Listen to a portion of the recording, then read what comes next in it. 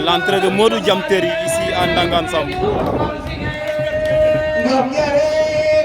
Modou Diamteri Asfa Meka Ojan Ndangan Sam.